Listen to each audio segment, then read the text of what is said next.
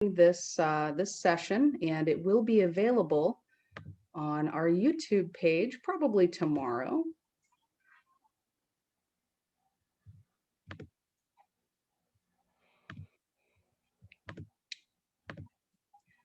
So just let us know where you're coming from in the chat. Like I said, we'll go ahead and get started here in just a minute.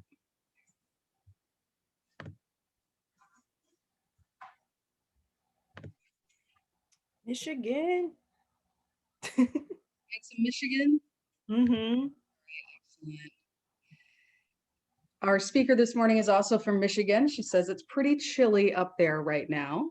Yes, lots of snow. Let's see, Springfield, Virginia. Hello. Vicki from Florida. Angela from Rockville, Maryland. All right, West Virginia. Oh, we even have somebody from the University of Bath in the UK. Welcome.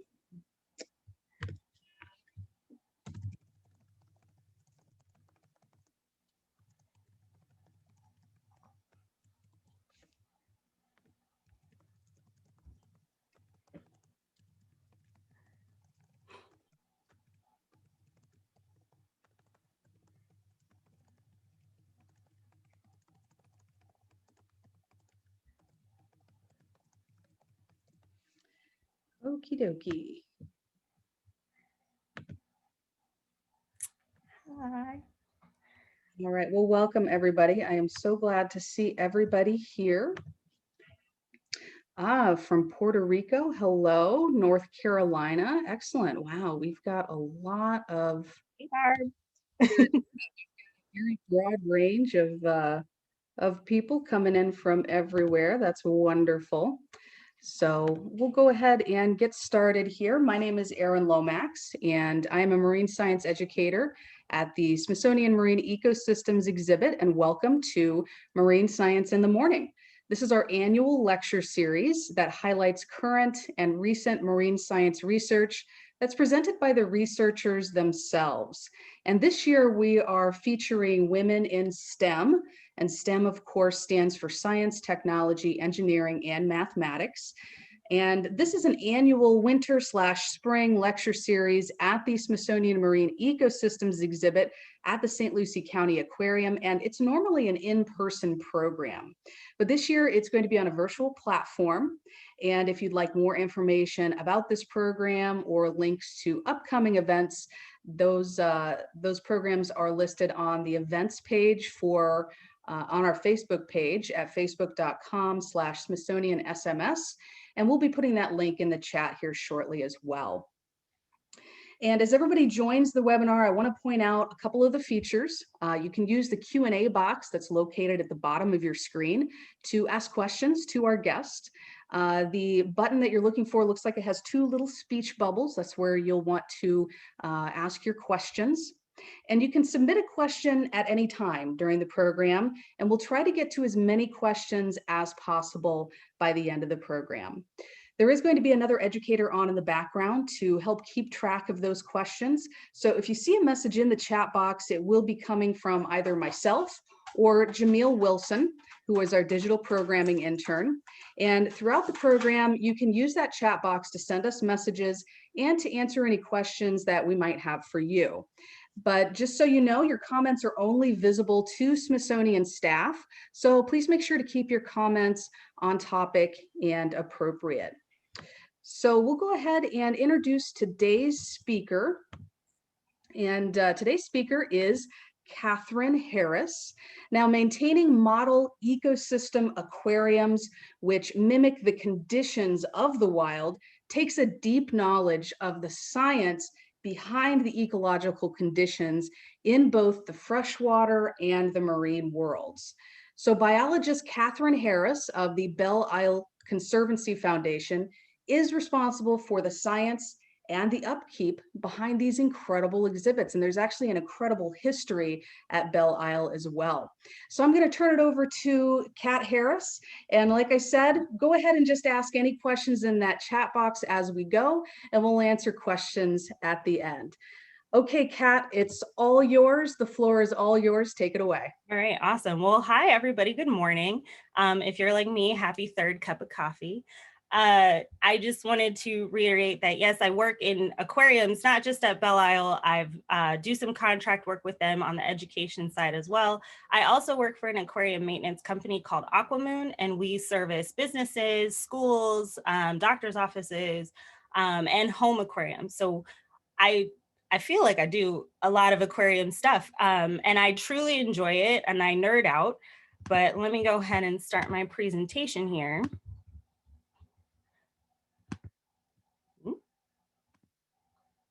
So we're going to talk about the science behind what we call in the aquarium business live exhibits, because if you look at a sign in the front panel of when you're walking through an aquarium or a museum of some kind, or even a zoo, those are exhibits in themselves explaining something.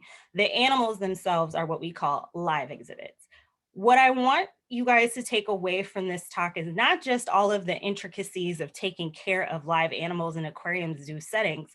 I feel like recently, with this boom of STEM career choices, and when we talk about STEM careers in schools, we're pushing kids to go to coding and all that kind of stuff, that animal care, animal husbandry, zookeeping, being an aquarist have sort of fallen by the wayside. And I'm sure if you guys take a minute and think back, you can remember, for most of us anyway, the first time you went to a zoo or the first time you went to an aquarium. And that's really, for us nerds over here in the aquarium business, that's really where we first got started and fell in love with this kind of science.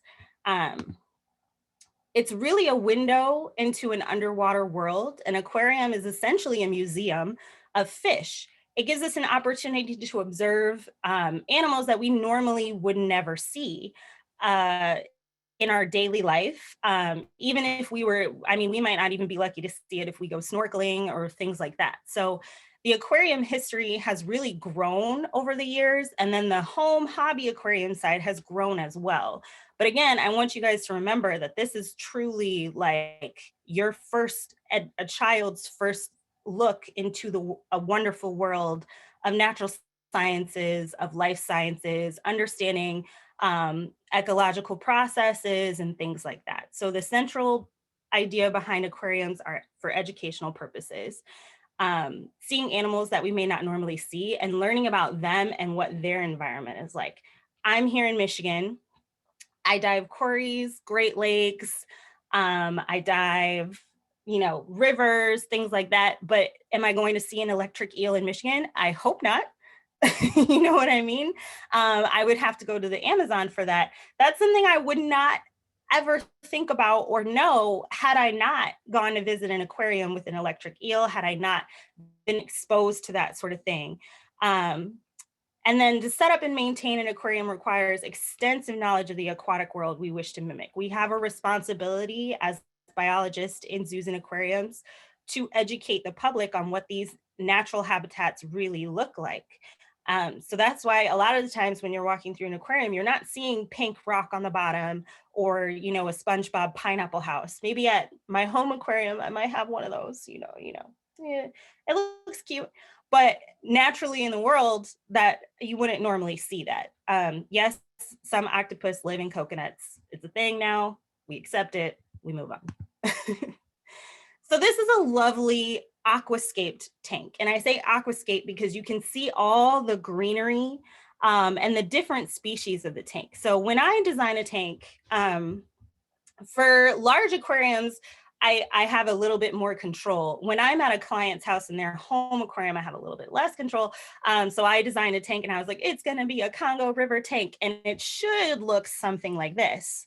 But you can imagine my surprise when I go visit every other week and there's Amazon fish in there.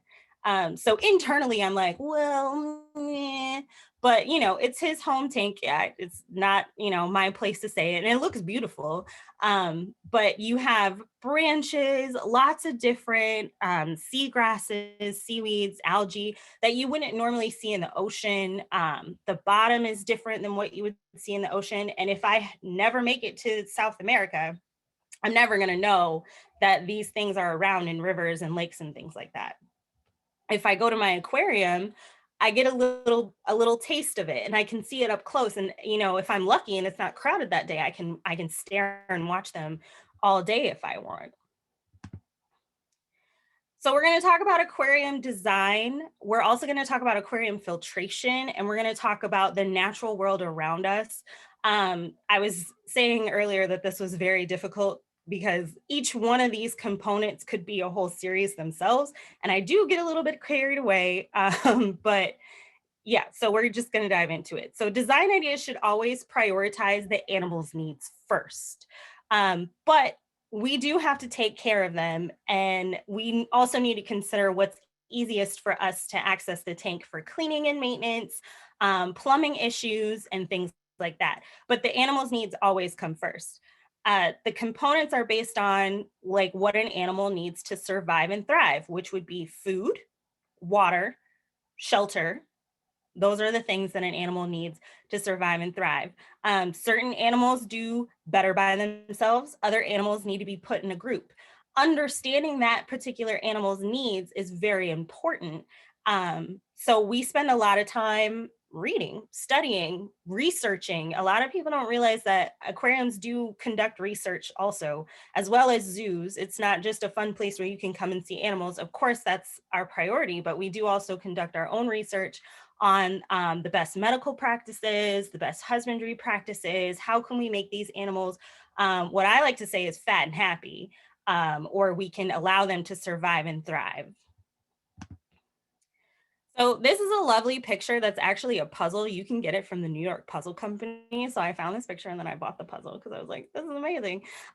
This is what, you know, some of our Great Lakes and North American rivers and streams and lakes look like. This is that little ecosystem. You have your phytoplankton here, lizards, your sunfish, a muskie or a pike, turtle, crayfish, worms, mussels. It's very intricate. And then a lot of people don't understand the bug larva that you get in the spring, in the fall, and sometimes in the summer you can catch like baby dragonflies on the shoreline and things like that. So North America really has a really unique sense of biodiversity in freshwater ecosystems. A lot of times when we talk about biodiversity in itself, we automatically think coral reefs and oceans, which, hey, I'm not mad at. I consider a coral reef to be a perfect ecosystem if humans weren't meddling in it. But there are amazing and wonderful things to see in freshwater as well. And it won't sting your eyes when you go in the wild and see them. Isn't that amazing? So we design tanks based on the ecosystems they feature. And then all animal interactions are taken into consideration. As I said before, some animals do better alone, whereas some animals do better in a group. Some animals just need a mate to pair with. Some animals, maybe in the wild, they live with these animals, but the wild is so big, right? That river is super wide, or they're in an estuary that has a lot of space and they have a lot of places to hide. So putting those two together in like a 20, 30 gallon tank or a 2,000, 3,000 gallon tank wouldn't really make sense. They would butt heads, they go at each other, and that defeats the purpose of what we're trying to do. So we consider all trophic cascades, which is basically an animal's role in the ecosystem. And we try to feature that, but we take out the predators, which eliminates a huge stressor for animals. So a lot of the times our animals are a lot happier because they're not constantly worrying about what's trying to get them. Now, are there times when a fish eats another fish?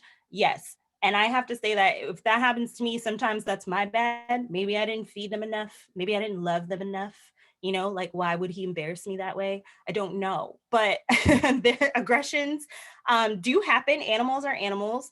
Even in a tank, they are wild animals, and we take that into consideration as well. So there's a lot of understanding that goes in to animal behavior, medical care, and things like that to ensure that these animals have a long lasting and fulfilled life, so that you and then your kids can come and see the same animals or the same kinds of animals. So we're going to talk about freshwater aquariums. I do have a specialization in coral reef ecosystems, but I haven't worked in coral reefs in a while. I primarily do freshwater right now, so we're going to nerd out about freshwater for a little bit. This is a tank featured at the Cabela's in Dundee, Michigan. That's one of the tanks that I care for. I named this muskie Carlos, even though we're really not supposed to name our fish, but just humor me. You can see we tried to design it to look as natural as possible. And then the interesting thing about Cabela's itself is that they pride themselves on conservation education. It's part of their mission. So any Cabela's store or Bass Pro Shop that you go into and they have an aquarium, it's going to feature what you would naturally see in that region. So if I went to California, am I going to see a muskie and largemouth bass and channel catfish in these logs? Probably not. You know, I haven't been to those stores, but they feature what's natural in those regions. So that's another important step in aquarium design, maintenance, and care is we have an obligation to educate you guys the best that we can. And we wouldn't be able to do that if we add things that aren't naturally in this environment. So freshwater aquarium properties, we have to take into consideration what the actual freshwater habitat properties would be. We represent lakes, rivers, streams, ponds, coastal wetlands, sometimes brackish water, which is that mix between salt and freshwater at the opening mouth of a river. If you've had pajama cardinals or cardinal fish, those would live in brackish water. They need it super salty. Alkalinity needs to be just so. So we take those into consideration. Freshwater is considered easier. I don't know. I've had a tough time with both. But they have lower salinity levels. There's a few less parameters, water quality wise, a few less chemical properties that I have to take into consideration. But the water is a lot colder. That part's a bummer. And then the bottom of the aquarium is a little bit different than what you would see in a saltwater aquarium as well. More rocky. We can add silt and mud. If we're adding aquarium plants like Java fern, Basilaria, we might put down like actual dirt that in the aquarium turns into like a silty muddy, and then you get that Java moss growth and stuff, which looks really beautiful. For hobbyists, they're often considered easier to maintain. And then freshwater has a lot more biodiversity than you would think.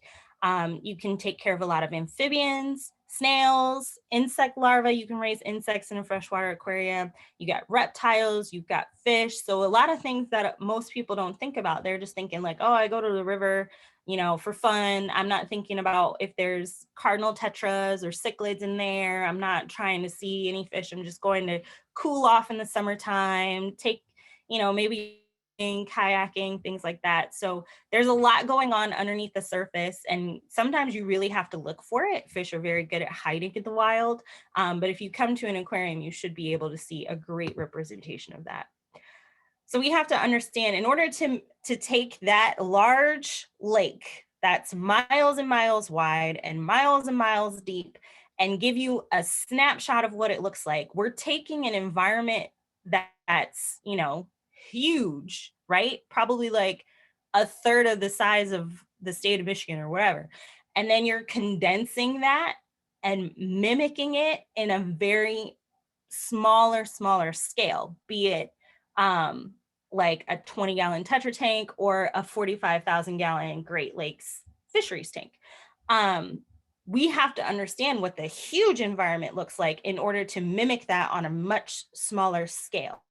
And it gets really, really intricate depending on the size of the aquarium. And I like to say also that I am a plumber that knows a lot about animals, because half of my struggles are plumbing issues.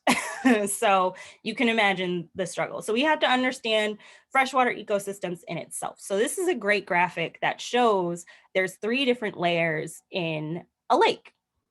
You have the epilymnion layer, which is your top layer. That's your warm water. Now here we say warm water is 66 degrees and up. Between 66 and 72, I personally am freezing, but I'm not a cold-blooded animal. So, you know, take it with a grain. Then we have the metalimnion layer. I just call that the middle. So that is a little bit of a mix. It's a little bit colder than your top layer, but still a little comfortable. And then you have your hypolimnion layer, which is the bottom of the lake, which is cold. We're talking under 50 degrees. Animals that love this area would be your lake sturgeon, trout. Those are the kind of animals that love that cold water. Sea lampreys, even though they're invasive here in Michigan, so I won't talk about them too much. They love that cold water. Lakes and rivers vary in depth, and the rivers are constantly flowing. So a lot of the fish that need to, like a salmonoid or a trout, salmon, Chinook, those kind of things that need to constantly swimming, and then they can swim upstream to mate. Take that into consideration when designing the tanks. And there's a couple tips and tricks that we use to mimic that constant water flow. In this, the unique thing about lakes is that in the spring and in the fall, these turn over. So then your warm layer is on the bottom in the wintertime, and then turns back over in the springtime. And that's so your lake doesn't freeze from the bottom up. Because if it freezes from the bottom up, you're going to have a bad time. You're not going to be able to see any animals. Beavers won't be able to, survive the winter, things like that.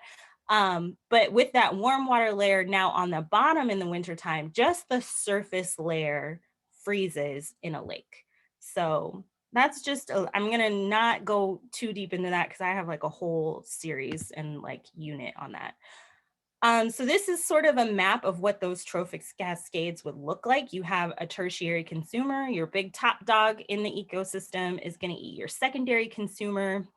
And then they eat your primary consumers, which would be zooplankton, worms, snails, things like that. And then you have your producers, phytoplankton, seagrasses, things like that. So understanding what your ecosystem sort of looks like, whether you call it a food web or a food chain, or you just call it your trophic levels like I do, is very important when it comes to designing your tank. Because obviously, if I want to keep sunfish, I'm not going to put a snapping turtle unless my tank is big enough to where my sunfish has plenty of places to hide and the snapping turtle is well fed and is not going to go after my sunfish.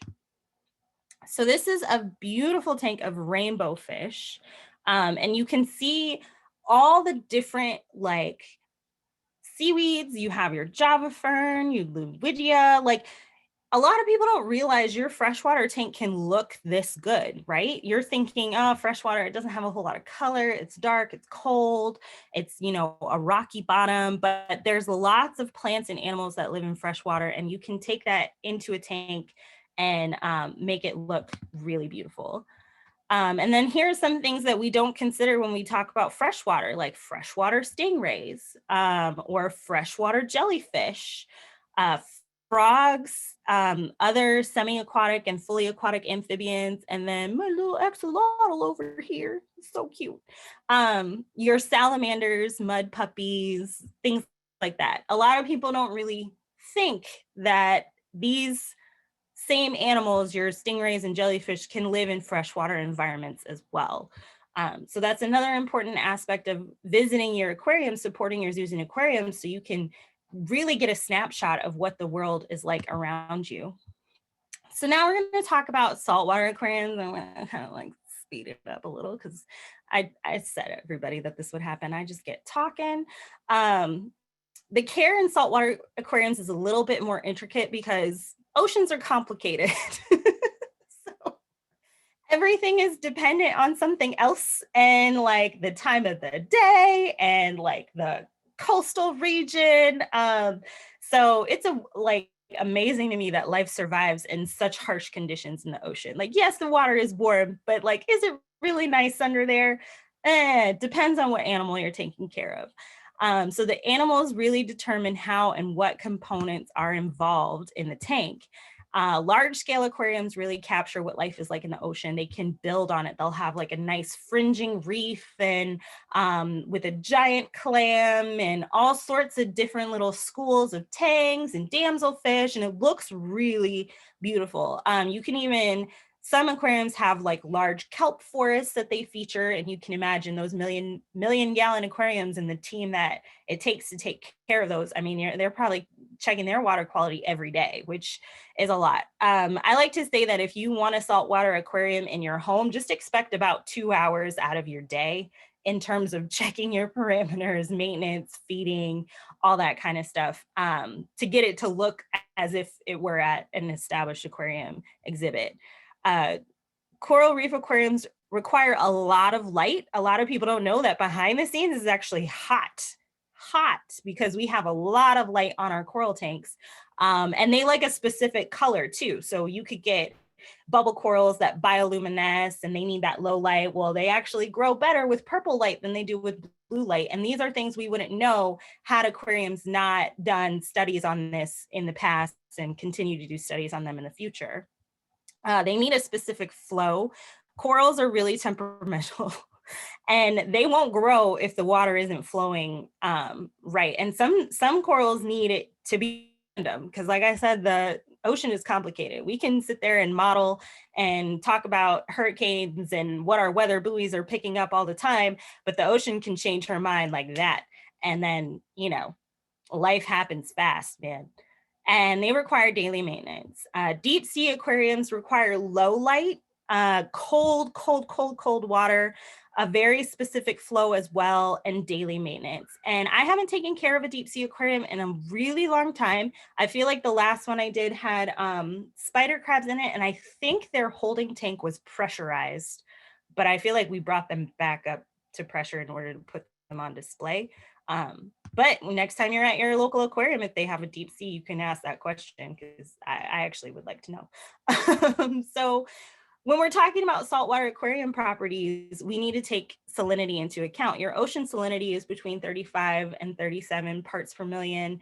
That's a lot. That's a lot of salt. Your lakes are not like that. So you have to take that into consideration. And again, we're taking the majority of the planet size ecosystem and we're condensing it into something very small. So our parameters, our chemical properties are going to need to change to reflect that. We don't have a natural filter in our aquariums. We have to build that in order to mimic these environments. If you're keeping corals, you also have to take calcium into consideration, your phosphorus levels, turbidity, which is your flow rate, is a key factor, especially if you're keeping corals. Fish, I've noticed, don't really notice what the flow is like that much. Maybe some clownfish will get a little antsy if they're not getting the right amount of flow. And that flow rate also pushes oxygen into the water and oxygenates the water so that these animals can breathe, because they don't breathe water. They breathe oxygen just like you and me. They just do it in a different way. A lot of the times you'll see good sandy substrate or like crushed up shells, coralline substrate on the bottom of your saltwater tanks. And then you do get, with the warm water, the high salinity, and the right amount of flow, that algae loves it. The algae is so good at surviving and thriving. And especially if you got the right amount of flow and you've got all that oxygen, you've got all that sunlight coming in, that algae growth can spread like wildfire. And some of that algae can be a little bit harmful to animals, which is why your saltwater aquariums need daily care to sort of mitigate that. And then there's coralline algae as well, which is a calciferous type of algae. A lot of time it's pink, circular, and it spreads and it can damage some of your plumbing if you're not careful. Sometimes it gets on your power heads, makes it hard for you to move it, that kind of thing. So you have to understand your marine ecosystems as well. The ocean has layers just like the lakes have layers, but these don't really turn over as often as lake layers turn over. Ocean does mix, but for the most part, these layers stay constant. The density of the water increases as depth increases because your pressure is increasing as depth increases. So if I'm taking care of an animal that normally lives down here in the 4,000 meter range, which would be like a deep sea squid, again, your spider crabs, all that kind of stuff, I have to make sure that my tank, it's not just as simple as turning on a faucet and filling it up with water and hoping for the best. I'm adding things and taking things away to make sure that the density matches the density that it's normally used to, because their biology is designed to live in such a harsh condition. The salinity increases, but all of that depends. You know, you have coastal upwelling, you have ocean currents, weather, wind, gravitational pull of the moon. The ocean is complicated. So taking care of your saltwater tank is not as simple as like, you got this cool fish at the fair and you're going to put it in a bowl. There's a lot more that goes into it. There's less light as we go deeper as well, and then the temperature decreases.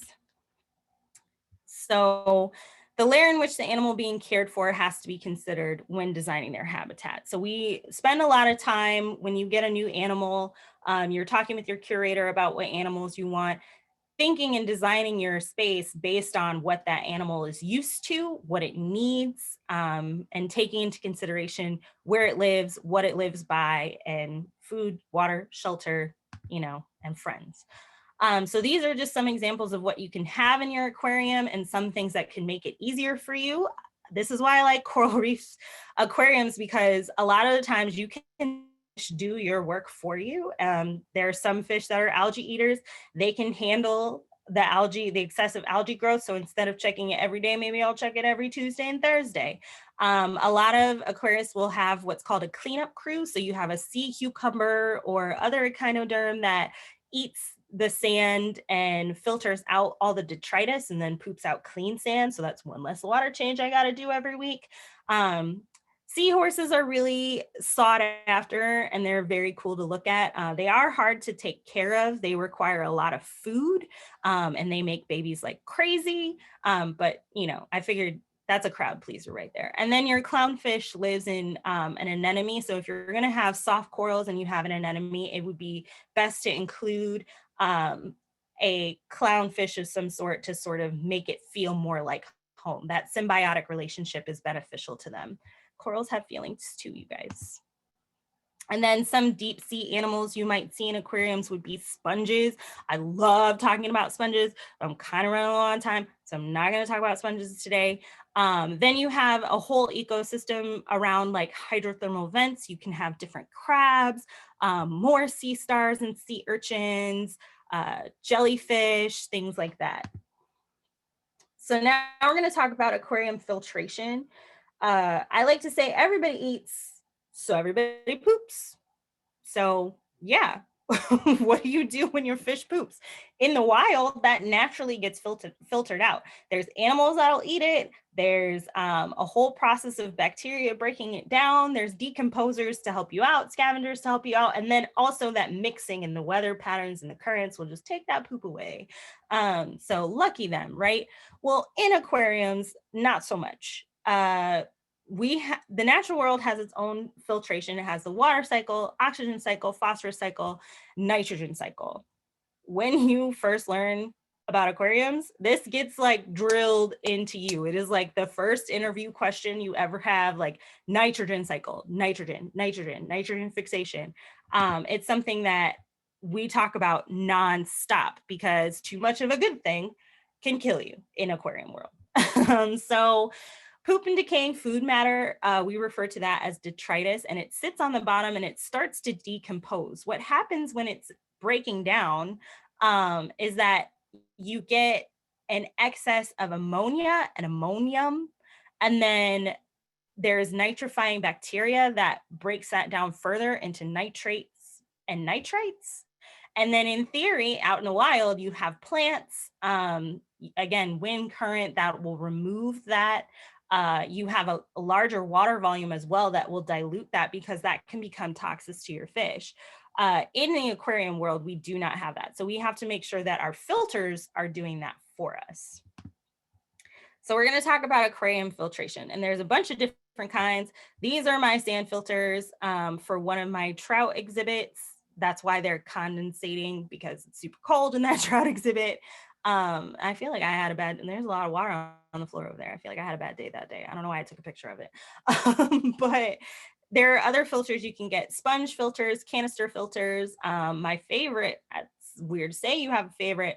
I actually like under gravel filters. I think they do a really good job and they're very low maintenance. I'm not constantly changing or rinsing things out.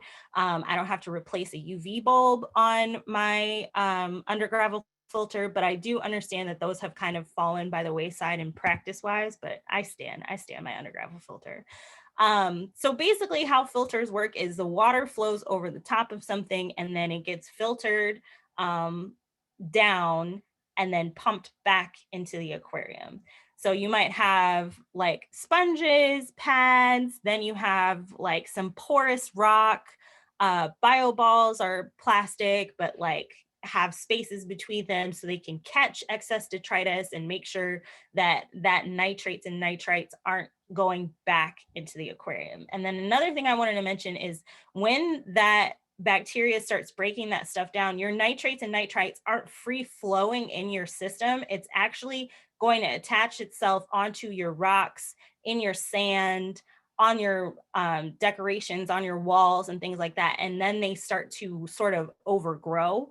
And that's why it can be very detrimental to have like a spike in ammonia and all that kind of thing.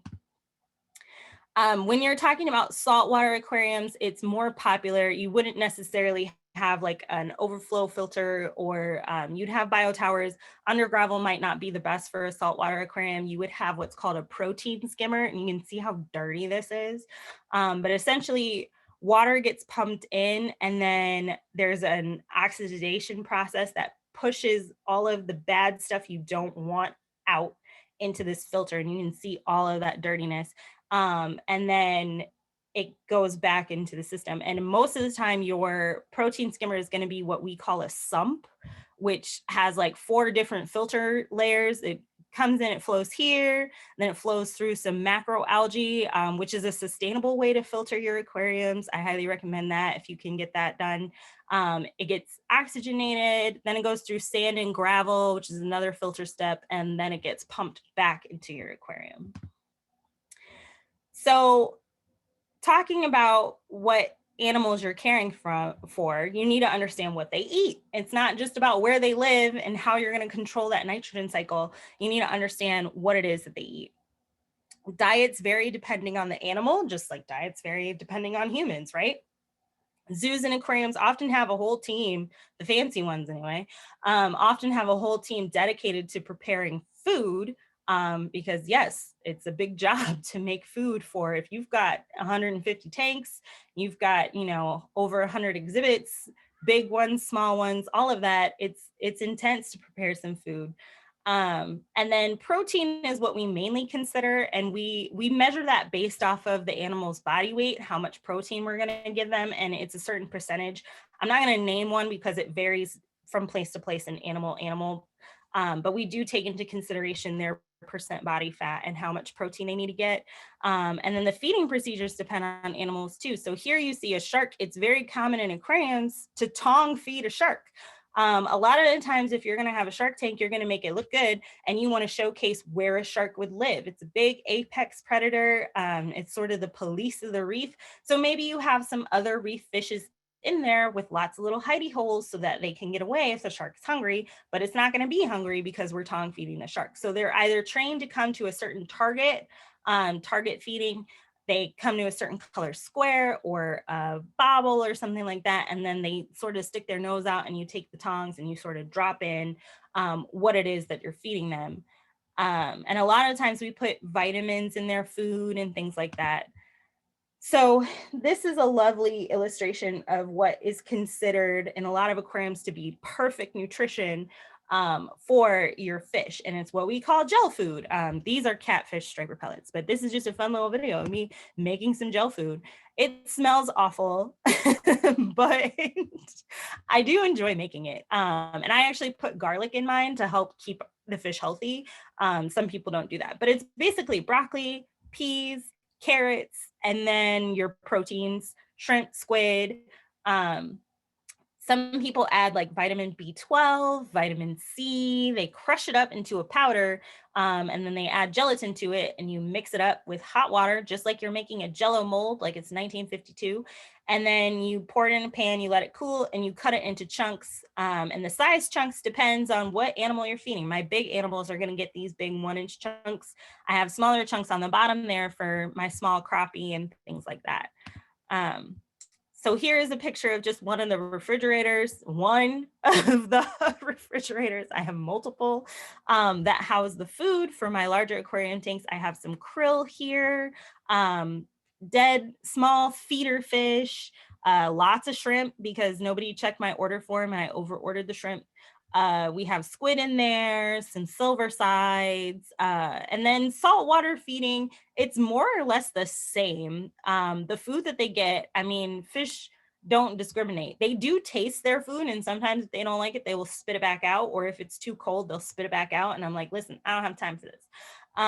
But for the most part, the saltwater feeding doesn't really change. We might add some more seaweed into it, like spirulina algae or nori, depending on what we're feeding. And then trouts get these lovely oily pellets, which is just gel food in pellet form. And then your tropical fish, you're going to commonly feed these flakes. And you can see these flakes are lots of different colors. You want to make sure that if you have tropical fish and they're a really beautiful bright orange color or yellow color, that their food actually is how they get that coloration. So you want to maintain that diet in your aquarium so they keep their coloration. Otherwise, they could possibly lose it. And then for algae eaters, we'll feed algae wafers, and those will, sea urchins get tongue fed as well, just because they're blind. And they feel everything with their tube feet and they move their spines around. So you just take some forceps and you put like 3 algae wafers in between their spines, and then they move it to their little beak mouth, and it's a lot of fun to watch. And then this is a picture of brine shrimp, which a lot of aquariums hatch on house for things like their sea jellies or jellyfish and their sea horses. And then sometimes if you have smaller fish, but they have a high protein diet, you're going to feed bloodworms and other things that are high in protein and stuff like that. Then real quick, I'm going to breeze into the medical care because I want to make sure I have time to answer all your questions. I see the chat is blowing up. We do a lot of medical care in aquariums, and it's a double-edged sword. Sometimes I'm like, yay, this is so much fun. And then I'm like, oh, this poor fishy is so sick. So animals in aquariums can live to be a lot older than they would in the wild. I've had plenty of fish come back with cancer cells. I've had to remove tumors. I am not a veterinarian, so I do very minor things. We do have veterinarians that we collaborate with that will do the more intricate things. But part of this is because aquariums eliminate competition. So that's why they live a lot longer. They have less stress. They're not getting eaten by something. And another part, and a huge part, is the medical care. So we're not just flushing them down the toilet as soon as they get sick. We actually really do care for our fish. Medical care includes preventative treatments as addressing health issues arise. Sometimes I take biopsies maybe like once every couple of months to make sure that my fish are healthy, because there might be underlying issues that I can't see with my own eye. And I'll take biopsies and find that they have gillworm, and then I have to treat for gillworm, which is the process. But I would not have known until a fish died, or I took biopsies, or I did a dissection. So I have to treat my whole system because diseases can travel very fast in aquariums. They receive medications, vaccinations, vitamins, antibiotics, and even surgery. So dolphins and whales, those that are in captivity or being rehabbed, do receive vaccinations. They can actually catch the human cold from you or I. So they do receive vaccinations, and a lot of aquariums that house marine mammals have their own vet team for all of that kind of stuff. I read this book all the time. It has great resources, great pictures. It's a little outdated, but they do update it every once in a while. And then some of you guys use Derma Vet ointment on your dogs and cats, or maybe you have spare and you treat your own bug bites with it. Sometimes if a fish gets spooked and then it brushes up against something hard in the tank, and it has like skin abrasions, we'll apply Derma Vet as well. One of the fish in my care just got a Lateral injection the other day. So enrofloxacin, we give antibiotics as needed. I use Gentech eye drops. I've given fish prednisone. So a lot of the same medicines we have in our med cabinet, we use on fish, marine mammals and things too. So this is a picture of a tank that I turned purple for preventative treatment. That's a process called potassium permanganate treatment. It makes the tank purple. What it does is it actually pulls not all, but a lot of the oxygen out of the water. So when I do these treatments, they last about 6 hours. I make sure that that the fish are okay. I'm checking on my fish maybe like every 15, 20 minutes, which is a lot sooner than I normally would. And I'm watching the color, I'm checking the filtration, and then I'm adding carbon to pull the medication out if needed.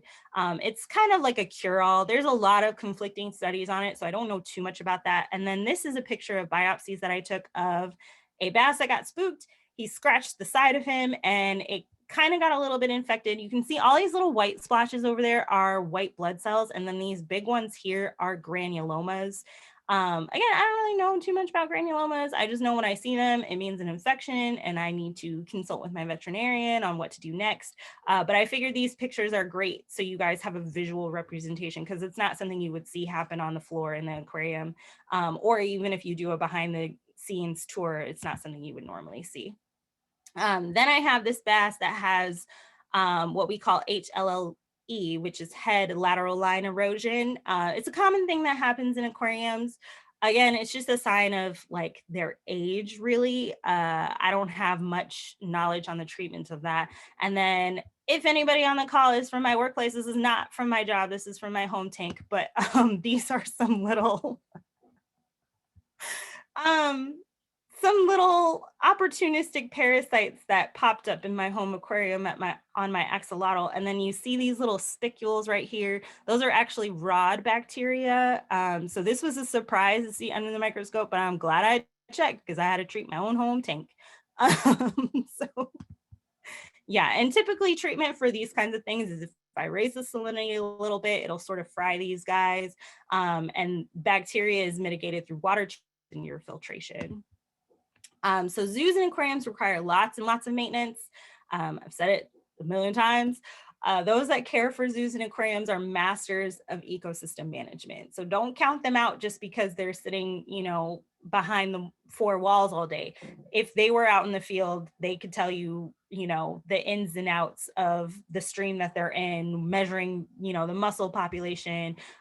Field studies and things like that are our bread and butter as well. And understanding the natural world is vital to caring for the animals in enclosed habitats. So visit your local zoo and aquarium.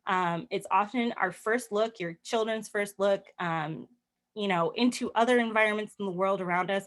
And don't count us aquarists and zookeepers out when you're talking about STEM careers, because there's a whole science behind it, multiple sciences behind it. I mean, like I said, we do research, we know ArcGIS. There's a lot of things that people don't consider because it's going to your zoo and aquariums considered something fun to do. But it's also a great educational opportunity as well. All right. So we can open that up for questions. Got about 10 minutes.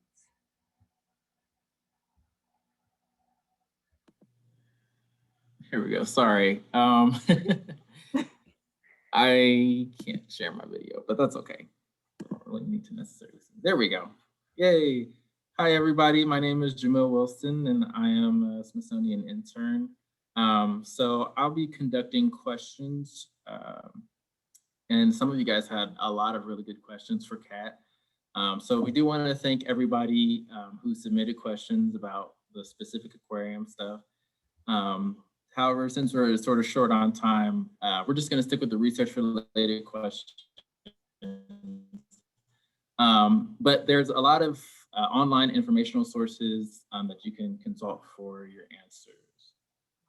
So let's get started with some of these cool questions. One of the first questions that I saw that was a good one was, if you want to get interested in this field, how do you kind of do that? How do you get started? Oh, yeah. Well, the first thing I would do is go visit your zoo and aquarium, especially in these troubling times. Put your mask on, go out, support your local zoo and aquariums if you can, join their virtual talks and discussions, because we do give you tips and tricks. We sort of hide it in there. But you should definitely consider going to college and furthering your education that way. There are some community colleges that have aquarium maintenance programs and animal husbandry programs. So if a four-year college is not something you want to consider or something you can do right now, there are a lot of community colleges with 2-year programs to get your foot in the door. And then, you know, just studying your animals. If you're really into animals, like, don't be shy. If this is your passion, if this is what you want to know about, we're in the age of information. Like, you know, reach out to different resources, different people who would know. Don't shy away from things that you love and want to learn more about. We should all encourage each other to just continue to learn. I'm constantly reading things, reading new studies and papers and things like that. So that's what I would say if you want to get your foot in the door there. Yeah, I agree. You just gotta keep going for it, right? Yeah. All right. So another question that we have is, so how do you know how much space to provide the animals and plants that are included in the aquarium? So like, how do you know when it's like too crowded or too empty? How do you judge that? Right. Well, certain fish need a lot of room to swim around, and some fish like to stay close to their little hidey hole that they found. So understanding that part of the animal you're caring for is important. There's a misconception that if you leave a goldfish in a fishbowl, it's not going to get bigger than the fishbowl. That's not exactly true. But understanding what they need around them. So if I have a shark, obviously I'm not going to put a shark in a 10-gallon tank because it needs an entire ocean. I mean, they swim all miles and miles a day, right? So I'm going to try to get a tank that's big enough to accommodate that has enough water space for them to do that. And then I'm going to understand, you know, the animal, where it came from, and then look into the vegetation that's around it, both on the shoreline and in the water, and see what I can bring into the environment that'll help with the vegetation. Now, some animals may live like an axolotl, may live with a lot of Java fern and plants in Mexico City. But if you put it in a tank with some plants, it's going to dig around and it's going to, you know, uproot those plants. So you have to weigh the risk and reward with your tank design with that as well. And if you like plants, but then you get an algae eater type of fish, they're going to eat all your plants. I made that mistake one too many times. So you have this beautiful giant plant in the bottom of your tank, and then 2 weeks later, all those algae eaters, maybe you didn't feed enough. And then also, you know, maybe you have a fish that doesn't need a lot of space and you want to put it in a big tank or something like that, or your tank might get too crowded. Your filters will not lie to you. If they're oversaturated with detritus, you start to get a smell in your tank. And when you're checking your water quality levels, those will be all over the place. And you really want your nitrates to be at a 0. If you've got it at a 0.5, you gotta change some water. Like, you gotta rush, and that's an emergency Got situation. some maintenance to do. Yeah. So, well, I know you mentioned sharks.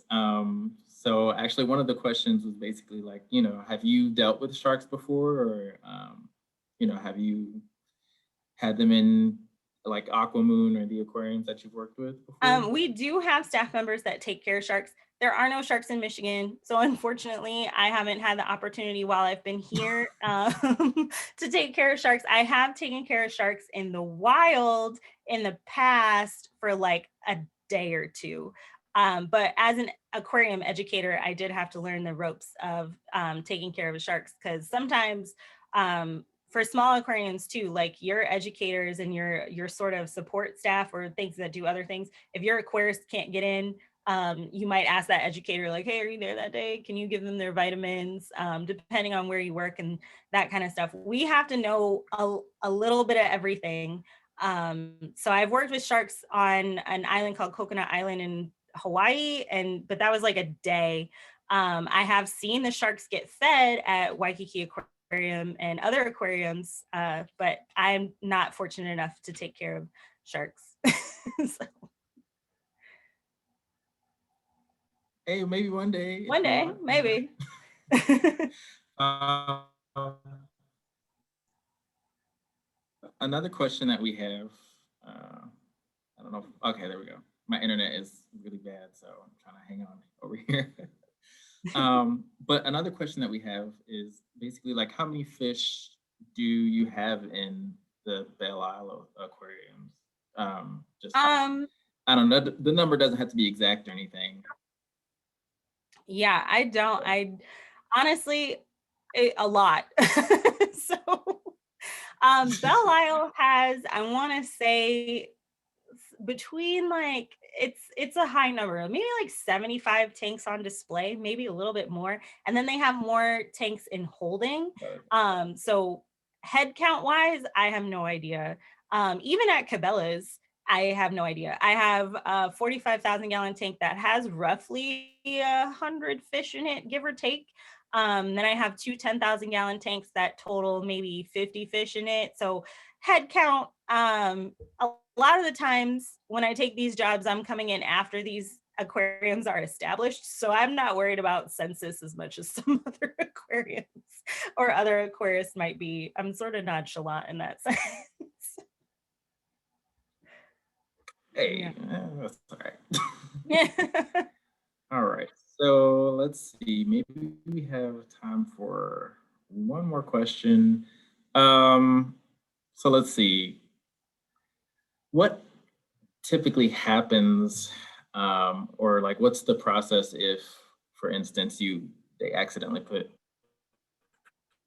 too much salt in a saltwater aquarium? Like, what's the procedure? How do you take care of that?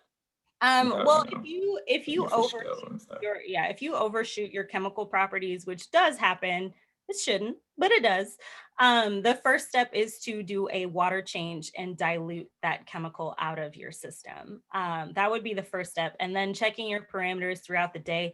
A lot of the times your filter can pick it up. So if I add too much salt, I'll just do another water change and dilute it, and then I'll check it every couple of hours just to make sure that it's, instead of being at like 9 parts per thousand in my freshwater tank, it's back down to 3 parts per thousand. And then any medications, if I overshoot that, there are chemicals that you can add to your water. Like at home, you might use a dechlorinator.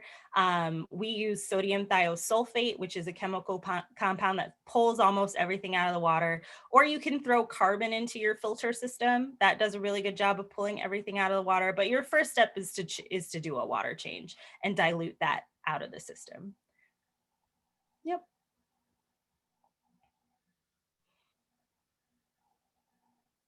All right. Well, thank you so much for all of the information and your PowerPoint and your time and energy, Kat. I learned a lot. I'm sure a lot of other people learned so much. So go to your local aquariums, people, and learn stuff. Yeah. Support your local. So folks, please join us for. Yeah, it's important. I used to work at one, so Yeah. they're pretty fun. But yeah, folks, please join us for our next Marine Science in the Morning on March 24th, featuring Dr. Jenny Sneed of the Smithsonian Marine Station. The registration link should be in the chat. You'll also find links to our social media, including our YouTube page, as well as information about our online learning resources. And yeah, hopefully everybody has a good day. And thank you once again so much, Kat, for coming in and talking about this stuff. It's really important. Yeah, thanks for having me. You know, I could go all day. So